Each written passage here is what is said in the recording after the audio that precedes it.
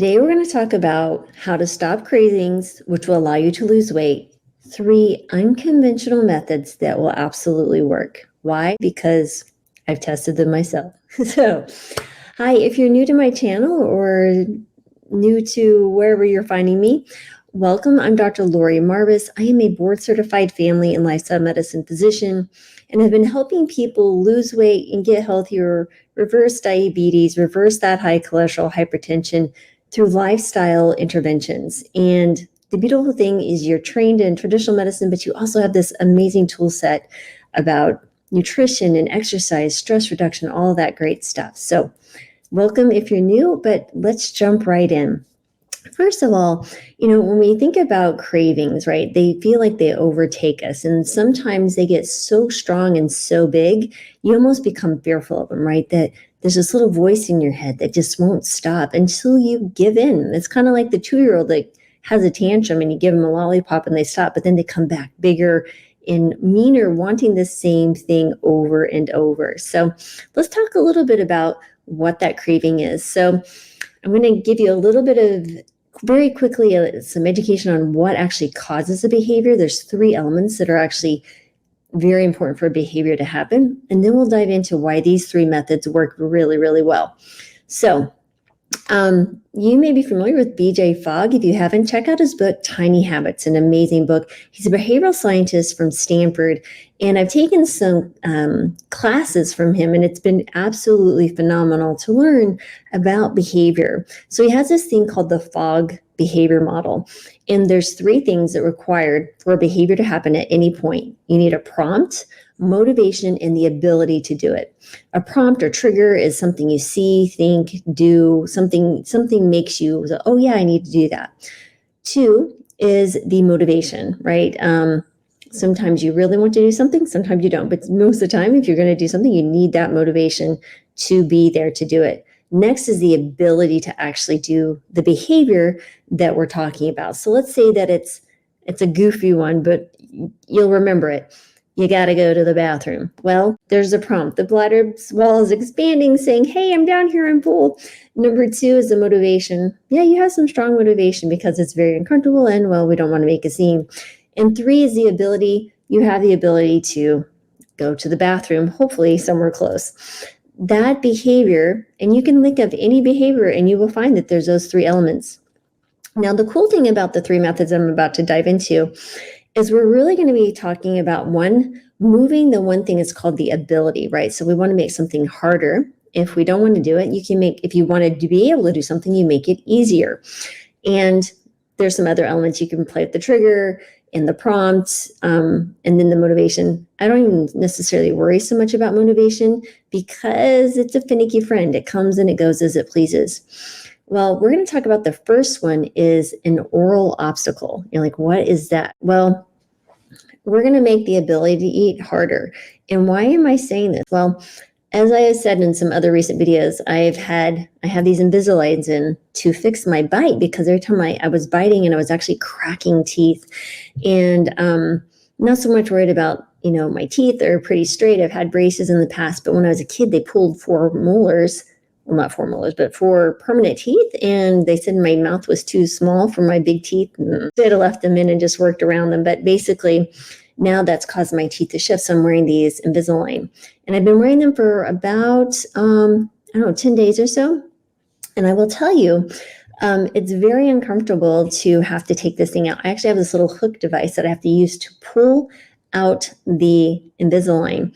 And because I can't eat or drink anything other than water with these things in. And so that is literally stopping me in my tracks. So if I have, let's say, the sensation or the craving to go eat something, I have to remove the Invisalign and the saliva stream that follows and actually work on to go eat. And by that time, I'm sitting here going, is it actually worth the effort to take these things out and go eat? And many times what I'm finding is no, and it passes. And I'm like, wow, I wasn't even actually hungry. And I will tell you, it has made a tremendous difference on just even me being aware of how often maybe I was snacking or eating. And luckily I'm eating a whole food plant-based diet. I mean, I'm snacking on apple or a banana, but was I actually even hungry? Maybe I was stressed or bored or whatever.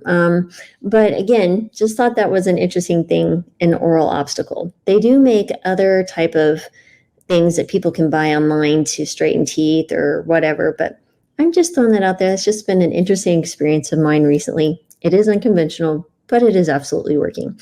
Number two is a little bit different. I've used this a lot with patients, but I've absolutely used it for other things as well.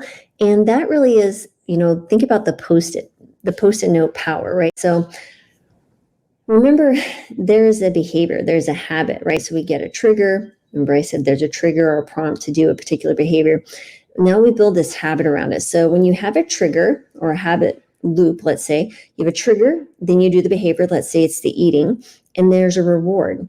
Now the reward factor is very interesting. So when you read about, changing our habits and getting better, like, this is how you stop a habit, you substitute or you remove the trigger or you make it really hard for yourself or sign this contract. There's none of this. That's not a long-term solution because that habit loop is still there.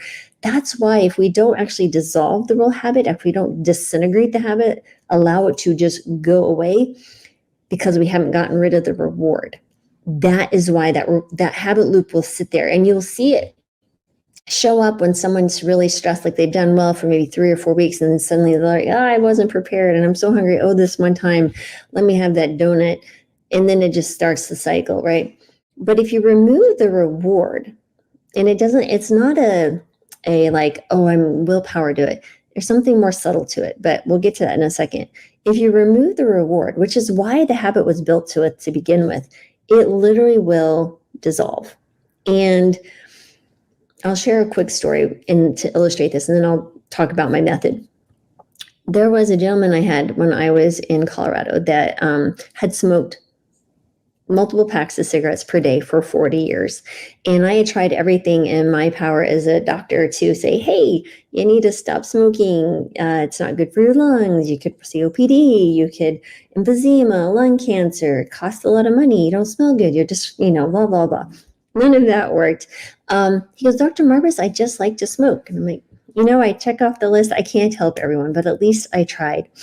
Well, what was interesting, he came into me one day and he said, well, Dr. Marbus, I stopped smoking. I was like, really? What happened? Because it was absolutely nothing I said or did. He goes, well, I was sitting in my recliner and I was smoking, and my granddaughter came up to me, who was about 8 at the time, and she was crying. And I said, she's crying? She goes, yeah. He goes, she said to me, Pop, I don't want you to die.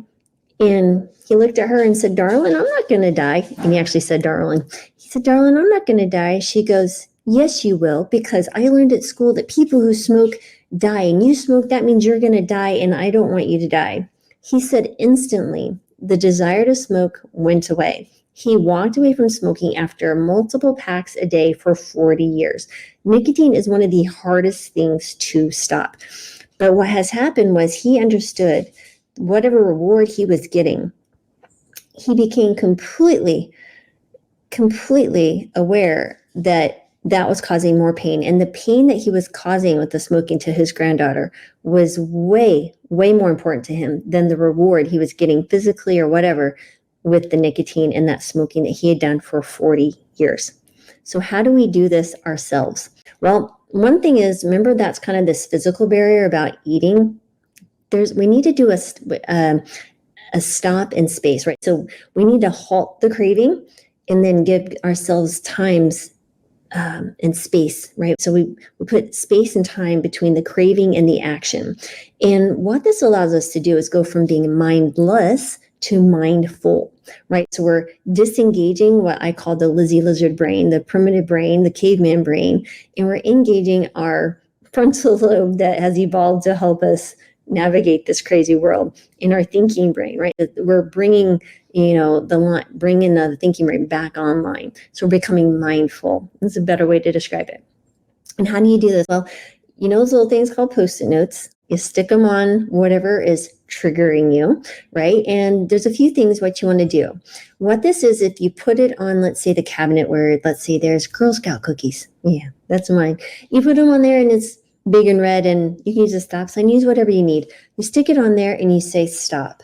And the first thing you want to say is breathe. And the reason you want to say breathe is because now that breathe is called an observe about something else if you're focused on your breath, right? So just breathe in, hold it, breathe out. Maybe do that 2 times, okay? 2, 3 times. That pulls you away from the craving speaking to you and the attention of the food to your breath. It centers you and puts you in the present moment.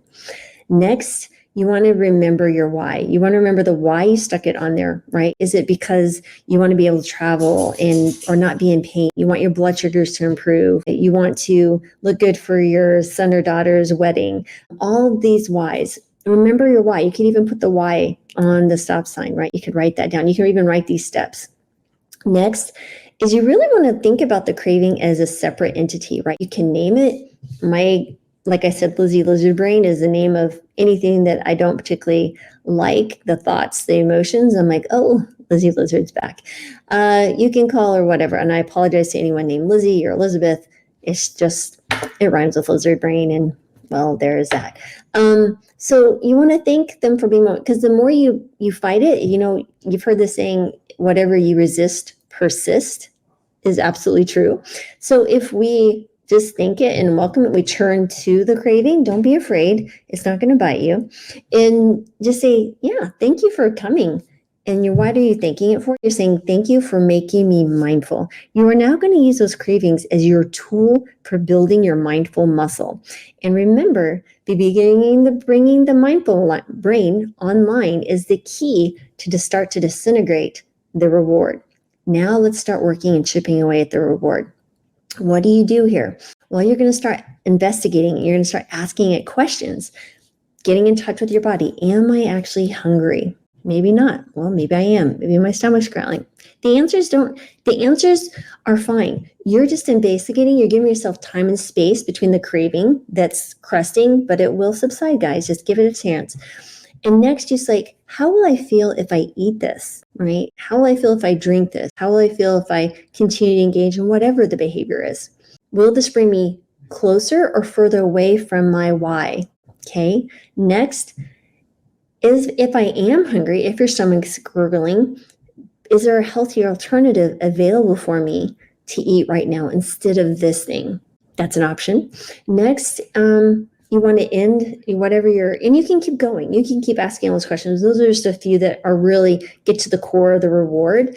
But end in gratitude, because if you end in gratitude, it's really hard to walk in fear or stress or whatever. Things just shift in your body, and you will find more likely than not, you will be able to walk away. But I'm not done yet. But I would say, just say you're grateful for this mindful moment, right? Because you're building your mindful muscle. That's all you have to be grateful for. You don't need to be grateful for anything else. And then you decide what to do. Now, if you decide to consume whatever it is, that's fine. Do not judge yourself. But do take the option to understand and maybe observe yourself as you're eating it. It's like, how am I feeling about this? Do I want to continue? Maybe you take one bite and you set it aside.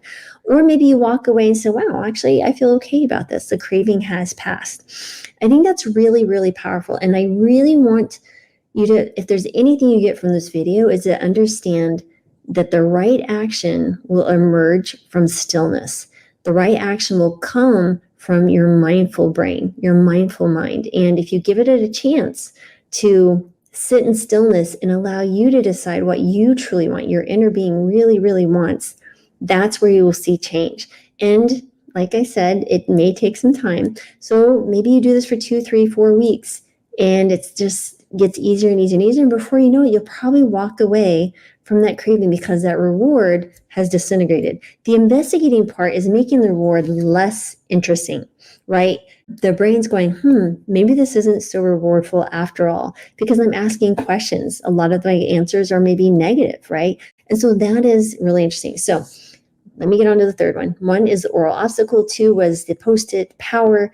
And next is, let's just do some humor personification of the craving. This kind of gets to my Lizzie Lizard Brain. I need you to name the craving. I like humor, or I attempt to be humorous. Maybe I'm not funny. I don't know. I'm just throwing it out there for you guys.